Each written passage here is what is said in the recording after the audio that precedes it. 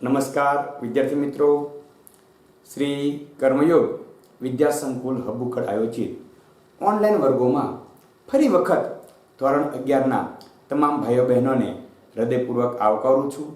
મિત્રો, આપણે તત્વજ્ઞાન વિષયમાં પ્રકરણ 1 તર્કશાસ્ત્રની સમજ વિશે વાત કરી રહ્યા છીએ અને 1 થી 6 લેક્ચરમાં આપણે તત્વજ્ઞાન ને સમજવાનું અને ખાસ કરીને તત્વજ્ઞાનના રૂપને સમજવાનો પ્રયત્ન કર્યો છે. આની આગળના લેક્ચરમાં એટલે કે લેક્ચર નંબર 6માં આપણે એ બાબતને વિવિધ ઉદાહરણો દ્વારા અને ઉદાહરણ સાથે વિવિધ રૂપો દ્વારા સમજવાનો પ્રયત્ન કર્યો હતો કે ચાહે વિધાન અલગ અલગ હોય, વિધાનના વિષય અલગ અલગ હોય, પરંતુ તેનું રૂપ એક સમાન હોઈ શકે અથવા એક જ રૂપના ઘણા બધા વિધાનો હોઈ શકે. આપણે તેમાં સર્વ છે અને જો તો રૂપ વિશે વાત કરી હતી. આશા રાખું કે દરેક વિદ્યાર્થી ભાઈ અને બહેનને આ બંને બાબત ખૂબ સરળતાથી સમજાઈ ગઈ છે.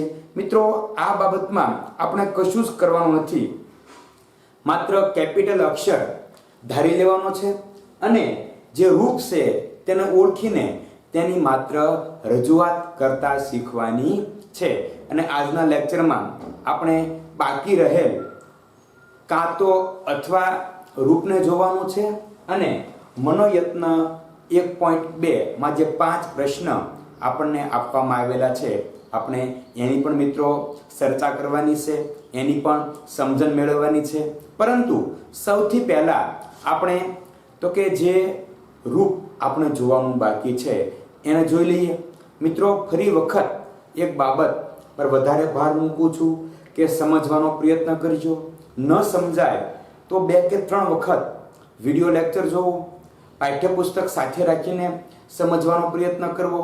અને મને આશા છે, તમારી પર પૂરેપૂરો વિશ્વાસ છે, ભરોસો છે કે આટલી મહેનત કર્યા પછી નહીં આવડે એવું બનશે નહીં. કારણ કે આપ સર્વ મિત્રો ખૂબ હોનહાર છો, પૂરેપૂરી મહેનત અને ધગશથી કામ કરો છો અને એટલા માટે તમને કોઈ પ્રકારની મુશ્કેલી પડશે નહીં. મિત્રો, આપણે કાં તો અથવા કયા રૂપની વાત કરવાની છે જોજો અહીંયા. કાં તો પછી એક વિધાન અથવા પછી એક વિધાન. આપણે આમ તો આની વાત કરી ગયા છીએ, પરંતુ તેના રૂપ વિશેની સ્પષ્ટતા કરી નહોતી. હવે આપણે તેના રૂપ વિશે પણ વાત કરવાની છે. અને પહેલું જ મિત્રો ઉદાહરણ આપવામાં આવેલું છે કે કાં તો રશ્મિ, આપણા પાઠ્યપુસ્તક ટેક્સ્ટ બુકની વાત કરીએ તો કાં તો રશ્મિ નોકરી કરશે અથવા રશ્મિ વ્યવસાય કરશે. પ્રથમ ઉદાહરણ જ આપણે સમજવાનો પ્રયત્ન કરીએ. કાં તો રશ્મિ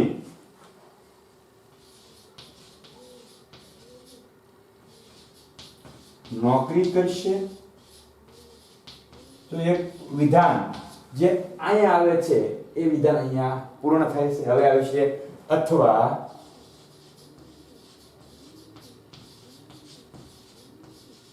રશ્મિ વ્યવસાય કરશે. મિત્રો, કોની વાત છે એ બાબત મહત્વની છે નહીં. આપણે કઈ રીતે વિચારીએ, લાટા અને મેકમેથ ની જે વાત છે આપણે એને યાદ કરીએ કે આપણે જે રીતે વિચારીએ તે વિચારણાનું રૂપ છે અને જેના વિશે વિચારીએ એ તો વિષય છે. એટલે આપણે આ રૂપ વિશે વાત કરી રહ્યા છીએ કે કાં તો રશ્મિ નોકરી કરશે અથવા રશ્મિ વ્યવસાય કરશે. રશ્મિ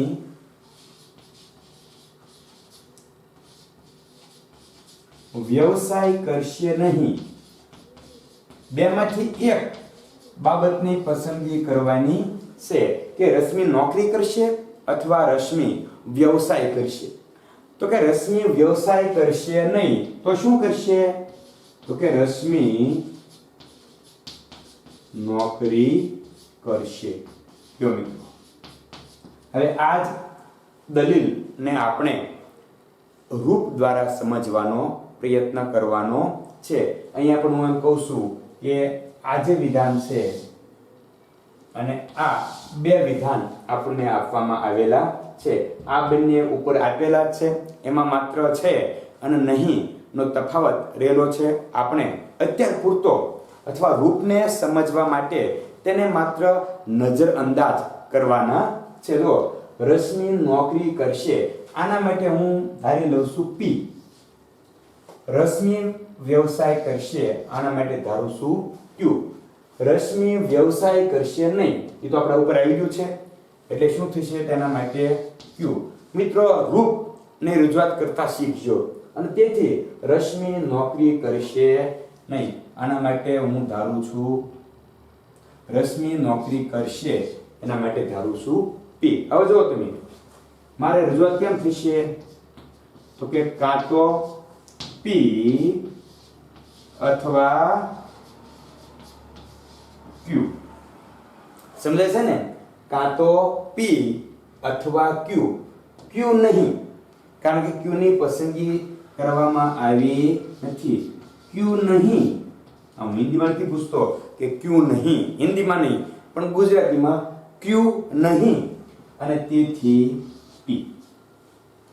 બતાવે છે ને એકદમ સરળ મજાની અને સરસ મજાની રજૂઆત આપણે કરી છે કે કાં તો પી અથવા ક્યુ. ક્યુ નહીં તેથી ક્યુ નહીં તેથી પી. હવે આપણે આ જ ઉદાહરણના આપણે ઘણા આ જ રૂપના આપણે 3 થી 4 ઉદાહરણ જોવાના છે. પણ મિત્રો હજી એક વખત કહું છું કે તર્કશાસ્ત્ર વિષયને ધ્યાનમાં લેશે નહીં, તે માત્ર ને માત્ર રૂપને ધ્યાનમાં લેશે. અને એટલા માટે આપણું રૂપ કયું બને છે? આ રૂપ બને છે. પછી આપણે હમણાં બધા રૂપ લખવાનો પ્રયત્ન પણ કરવાનો છે. હવે આ જ રૂપને આધારે જો આપણે રજૂઆત કરીએ તો અહીંયા વિષય કોઈ બી હોય એનું રૂપ આ બતાવવું જોઈએ. જો આપણે બીજે રૂપની રજૂઆત કરીએ છીએ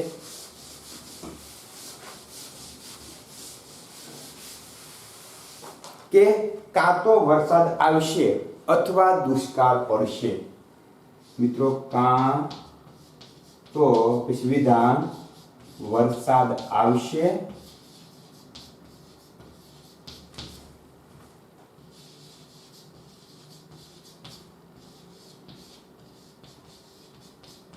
અથવા દુષ્કાળ પડશે.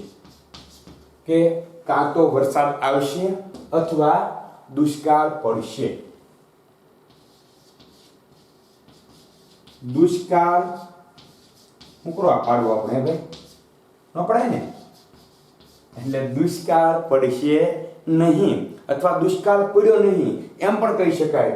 કારણ કે આપણે હકીકતને સ્વીકારવાની છે કે દુષ્કાળ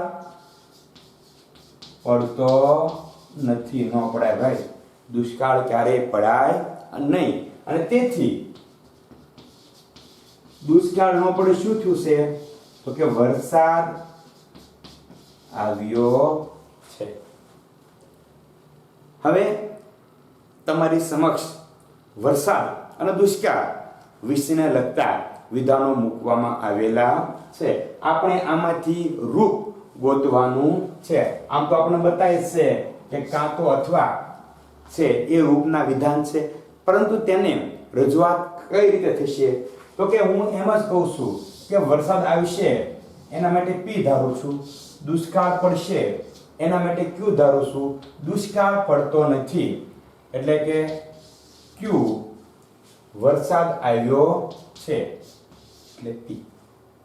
દુષ્કાળ પડતો નથી અને તેથી વરસાદ આવ્યો છે. હવે જો તમે અહીંયા રજૂઆત કેમ થશે? તો કે કાં તો શું આવશે? પી અથવા ક્યુ. કાં તો પી અથવા ક્યુ. દુષ્કાળ પડતો નથી એટલે શું થશે મિત્રો? તો કે ક્યુ નહીં અને તેથી આગળનું તમારી લેક્ચર બુકમાં જે રૂપ લખેલું છે આની સાથે સરખાવી જુઓ. એમાં તો કે એમાં વાત હતી અલગ અને આમાં પણ વાત છે અલગ. તેમાં વ્યવસાય અને નોકરી વિશે વાત કરવામાં આવી હતી. આમાં વરસાદ અને દુષ્કાળ વિશે વાત કરવામાં આવી છે. પરંતુ રૂપ વિચારો તો બંનેનું એક સમાન રૂપ જ તમને બતાવશે. હજી પણ એક ઉદાહરણ દ્વારા મિત્રો તમને સાબિત કરી દઉં કે વિષય અલગ હોય, વિધાન અલગ હોય, પરંતુ રૂપ એક સમાન હોઈ શકે છે. તમને એમ થશે સાહેબ વારંવાર ઉદાહરણ દ્વારા અમને બોરિંગ કરે છે, પરંતુ આના માથે જ મિત્રો આપણે તર્કશાસ્ત્રની સમજ મેળવતા આગળ ધપવાનું છે. આ પાયામાં રહેલી બાબત છે અને જ્યાં સુધી બેઝિક આપણને ન સમજાય ત્યાં સુધી આપણે આગળ ચાલી શકશું નહીં. એટલે આપણે હજી એક ઉદાહરણ દ્વારા જોઈએ કે કઈ રીતે રૂપ એક સમાન હોઈ શકે, ચાહે વિધાન કે તેની રજૂઆત અથવા એનો વિષય અલગ અલગ હોય. કાં તો હું અમદાવાદ જઈશ અથવા મુંબઈ જઈશ. અહીંયા બહાર જવાની વાત છે, જવું છે ને, તો ક્યાં જશો? તો કે કાં તો હું મારી વાત કરું, તમે તમારી વાત કરીજો. કાં તો હું અમદાવાદ જઈશ અથવા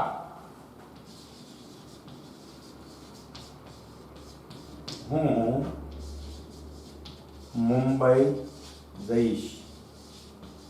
કાં તો હું અમદાવાદ જઈશ અથવા હું મુંબઈ જઈશ.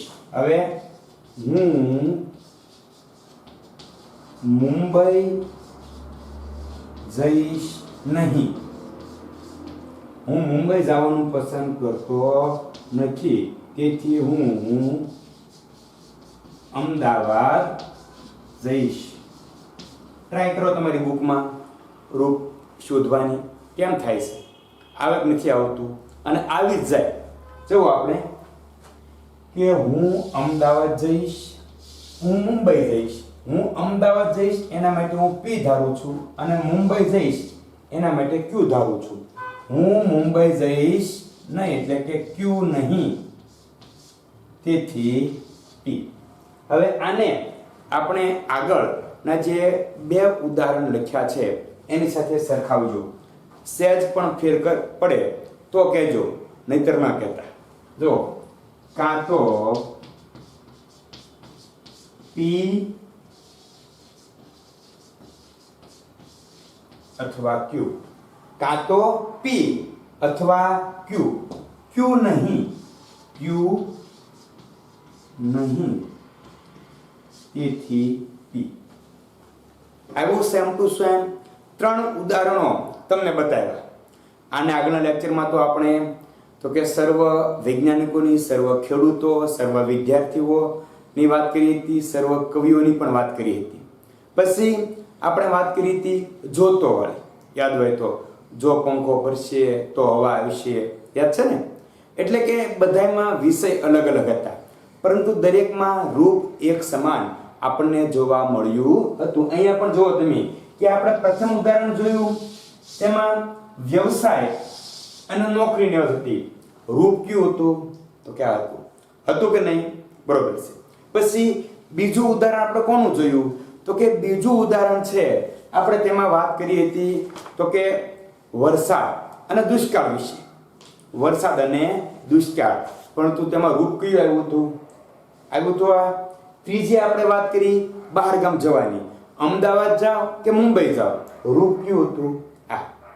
એટલે ત્રણેય વિધાનોની આપણે વાત કરીએ તો અલગ અલગ છે, ત્રણેયના વિષયો અલગ અલગ છે, પરંતુ ત્રણેયનું રૂપ એક સમાન આપણે જોઈ શકીએ છીએ.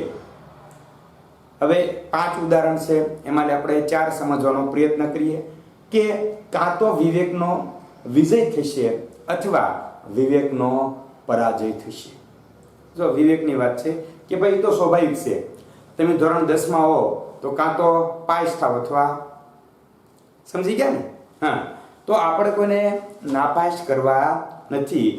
વિજય છે વિવેક, એનો ભલે વિજય થાય, આપણે તેને પરાજય બનાવવો નથી, અથવા વિજયનો પરાજય થાય એવી કલ્પના શા માટે ભાઈ કરવી જોવે? આપણે એ ઉદાહરણ સમજવાનો પ્રયત્ન કરીએ અને ત્યાર પછી આપણે સમગ્ર રૂપ જે જોયા છે એની આપણે વાત કરીએ, જેથી કરીને આપણને વધારે ખ્યાલ આવી જાય કે કાં તો વિવેકનો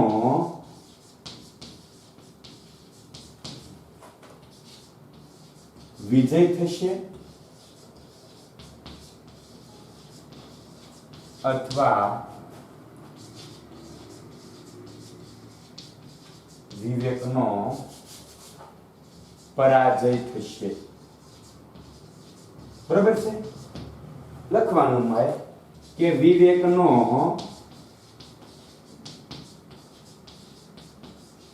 પરાજય, આપણે એને શા માટે હાર આપવી જોઈએ, એટલે કે વિજયનો પરાજય થશે નહીં, તેથી વિવેકનો વિજય થશે. હવે આપણને કાં તો વિવેકનો વિજય થશે અથવા વિવેકનો પરાજય થશે. વિવેકનો પરાજય થશે નહીં, તેથી વિવેકનો વિજય થશે. હવે અહીંયા તમે જુઓ કે આના આધારે આપણે રૂપની રજૂઆત કઈ રીતે કરીશું, તો કે જે રીતે કરીએ છીએ આના માટે P, આના માટે Q, Q નહીં અને તેથી P. એટલે કઈ રીતે જુઓ તમે, કાં તો P અથવા Q નહીં તેથી P. આપણે ચારે ચાર ઉદાહરણમાં તમને આ જ રૂપ બતાતું હશે. બતાય છે ને? શા માટે? તો કે વિધાન અલગ અલગ છે, એના વિષય અલગ અલગ છે, પરંતુ રૂપ એક સમાન હોઈ શકે છે. હવે મિત્રો આપણે આમ જોઈએ તો સર્વ વાળું એક રૂપ જોયું હતું, ત્યાર પછી આપણે વાત કરી તો કે જો તોની વાત કરી અને છેલ્લે કાં તો અથવાની વાત કરી. હવે આપણે અહીંયા જોઈ શકીએ છીએ કે સર્વમાં તમે કોઈ પણ એના જે રૂપ છે એમાં કોઈ પણ વિધાન બેસાડો, એમાં કોઈ પ્રકારનો ફેર પડશે નહીં. જોતોમાં કોઈ પણ વિધાન બેસાડો, એમાં ફેર પડશે નહીં. એટલે કે ઉપરોક્ત આપણને જે ઉપર જે દલીલોનો આપણે અભ્યાસ કર્યો એ પ્રત્યેક દલીલ કઈ હતી અથવા કેવી હતી, તો કે પ્રત્યેક દલીલ કોઈને કોઈ વિષયને લગતી હોય છે. ખેડૂતને લગતી, વિદ્યાર્થીને લગતી, પરીક્ષાને લગતી, મહેનતને લગતી, વ્યવસાયને લગતી, વરસાદ અથવા દુષ્કાળને લગતી. પછી તો કે આપણે વાત કરી હતી બહાર ગામ જવાની વાત છે અને વિજય પરાજયની વાત છે. એટલે કે જે દલીલનો આપણે અભ્યાસ કર્યો ઉપરયુક્ત દરેક દલીલ કોઈને કોઈ વિષયને લગતી હોય છે. બીજી બાબત કહેવી હોય તો પ્રત્યેક દલીલ કોઈને કોઈ રૂપ ધરાવે છે. કારણ કે જો આ બાબતની વધારે સ્પષ્ટતા માટે હું તમને આપણે જે દલીલની વાત કરી એના વિશે કહું તમને કે આપણે જે દલીલો જોઈ, પહેલી આપણે જોઈ યાદ હોય તો સર્વ SK છે. યાદ છે ને? આ એક ગ્રુપ હતું કે નહોતું? હતું આવું. આમાં તમે કોઈ પણ વિધાન બેસાડી શકાય છે. પછી આપણે બીજાની વાત કરી હતી, જો P તો Q, P તેથી Q.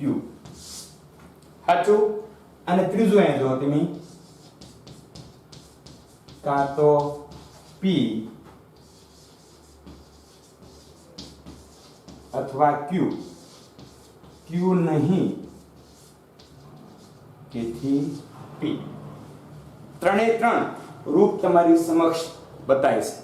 આપણે તો કે આને લગતી દલીલ જોઈ, આને લગતી પણ દલીલ જોઈ, અને આને લગતી પણ દલીલનો અભ્યાસ કર્યો હતો. આપણે જોયું હતું કે પ્રત્યેક દલીલ શું હતું, તો કે પ્રત્યેક દલીલ કોઈને કોઈ વિષયને લગતી છે, એક સમાન વિષયને લગતી હતી નહીં. પછી પ્રત્યેક દલીલ કોઈને કોઈ રૂપ ધરાવે છે. આપણે જે 8 કે 10 દલીલનો અભ્યાસ કર્યો એના આધારે મિત્રો કહી શકાય કે પ્રત્યેક દલીલ કોઈને કોઈ રૂપ ધરાવે છે.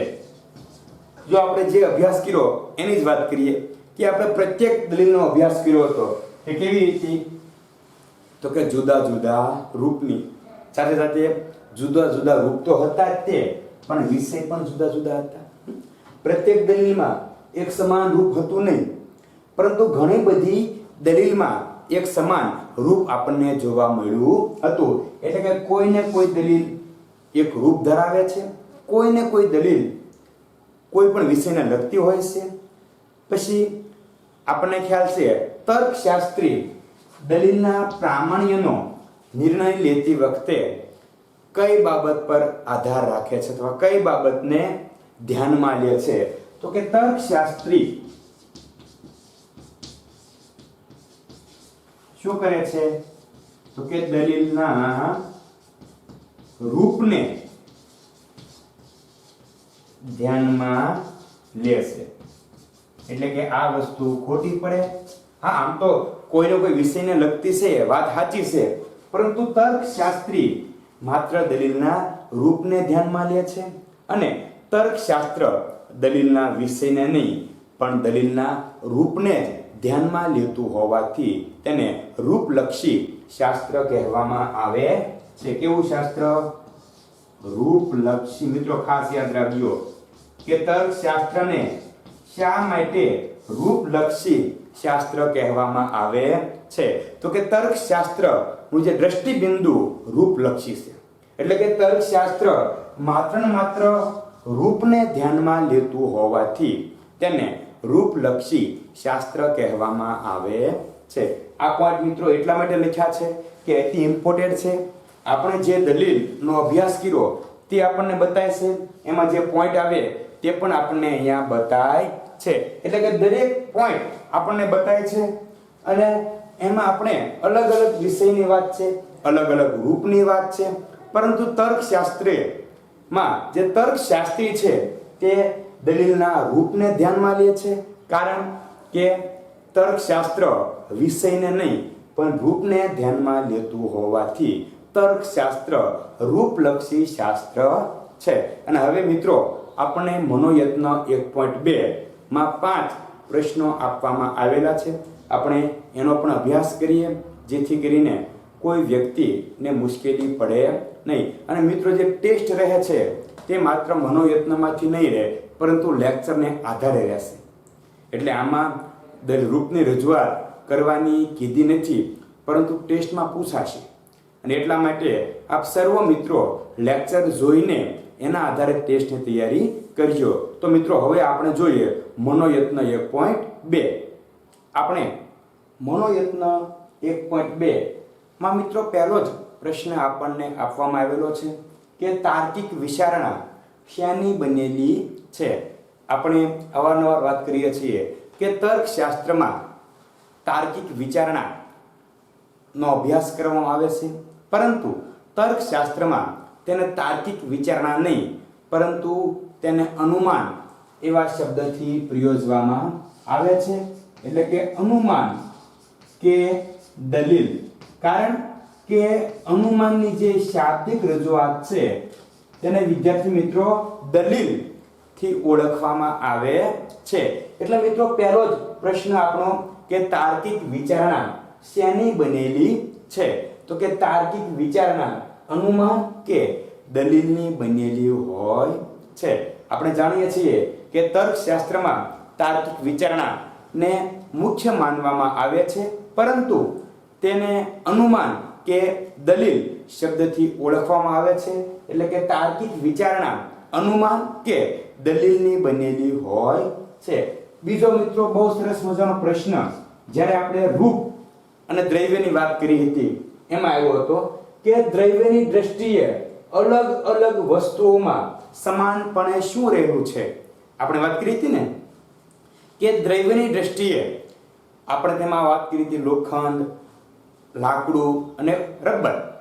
તો આ જે લોખંડ, લાકડું અને રબર આ અલગ અલગ છે એમાં સમાન શું હશે? આકાર. આકાર એટલે કે રૂપ.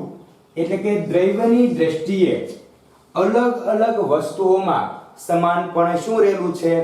તો કે રૂપ એ સમાનપણે રહેલું છે. લંબચોરસ ટેબલ કે ચોરસ લંબચોરસ ખાટલો કે ગોળ ટેબલ એ જે હોય તે આકાર એટલે કે રૂપ છે.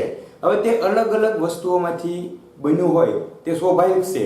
એટલા માટે મિત્રો કહી શકાય કે દ્રવ્યની દ્રષ્ટિએ અલગ અલગ વસ્તુઓમાં સમાનપણે જે રહેલું છે તેને રૂપ કહેવામાં આવે છે. ત્યાર પછી મિત્રો ત્રીજો પ્રશ્ન કે દ્રવ્યની દ્રષ્ટિએ સમાન હોય તેવી અલગ અલગ વસ્તુઓમાં શાનો તફાવત હોય છે? ઉપરને લગતું જ છે. જો મિત્રો યાદ રાખજો, દ્રવ્ય સમાન હોય તો રૂપ સમાન ન હોય, રૂપ સમાન હોય તો લગભગ દ્રવ્ય સમાન હોય નહીં. દ્રવ્યની દ્રષ્ટિએ સમાન હોય કે આકાર, તો કે બધાય વસ્તુ છે, બધા ટેબલનો આકાર ચોરસ છે, તો તેમાં શેનો તફાવત હશે? તો કે તેમાં દ્રવ્યનો તફાવત જોવા મળશે. દ્રવ્ય એટલે તો કે વસ્તુ જેમાંથી બની છે એને દ્રવ્ય કહેવામાં આવે છે. રૂપ એક સરખું હોય પરંતુ દ્રવ્ય તેમાં એક સરખું હશે નહીં. અને દ્રવ્ય છે એની દ્રષ્ટિએ જો અલગ અલગ હોય તો એમાં રૂપ સમાન હશે. હવે અહીંયાથી જો ચોથો પ્રશ્નની વાત આપણે ઘણી વખત કરેલી છે કે આપણે જે રીતે વિચારીએ છીએ તે વિચારણાનું રૂપ છે. મેં હમણાં પણ વાત કરી હતી કે તર્કશાસ્ત્ર આને જ ધ્યાનમાં લે છે, પરંતુ આપણે જે રીતે વિચારીએ છીએ તે વિચારણાનું રૂપ છે અને જેના વિશે વિચારીએ છીએ તે વિચારણાનો વિષય છે. આ વિધાન આપણને કોને આપ્યું? તો કે આ વિધાન આપણને આપ્યું છે, આપણને વ્યાખ્યા છે કે લાટા અને મેકબેથ. મેકબેથ અને લાટા નામના તત્વચિંતકોએ આ વિધાન આપણને આપેલું છે. અને સૌથી છેલ્લે તર્કશાસ્ત્રનો મૂળભૂત પ્રશ્ન શું છે? આપ સર્વ મિત્રો જાણો છો કે તર્કશાસ્ત્રનો મુખ્ય વિષય શું છે? તો કે પ્રમાણભૂત દલીલનું રૂપ. પ્રમાણભૂત દલીલનું રૂપ કેવું હશે એ જ તર્કશાસ્ત્રનો મૂળભૂત પ્રશ્ન છે. તો મિત્રો અહીંયા બહુ નાનકડી વાત હતી, પરંતુ ઘણા બધા મિત્રો છે એને મુશ્કેલી પડે અને જો આપણને ખોટું યાદ રહી જાય તો ઘણી બધી મુશ્કેલીનો આપણે સામનો કરવો પડે. એટલા માટે તમારી સમક્ષ મનોયત્ન 1.2 મૂકવાનો પ્રયત્ન કર્યો છે, જેને આપણે પાકી બુકમાં લખવાનો છે અને પાકી બુકમાં લખાઈ જાય ત્યાર પછી તેને યોગ્ય રીતે કંઠસ્થ કરીને આપણે આની ટેસ્ટ પણ આપવાની છે. અહીંયા મિત્રો એટલા માટે તમને સંપૂર્ણ બોર્ડ બતાવવાનો પ્રયત્ન કર્યો છે કે જેના આધારે તમે તમારી ફેરબુક છે એમાં મનોયત્ન 1.2 લખી શકો. વિડીયો સ્ટોપ કરીને સરસ મજાની રીતે આપ સર્વ મિત્રોએ આ છે કાર્ય કરવાનું છે.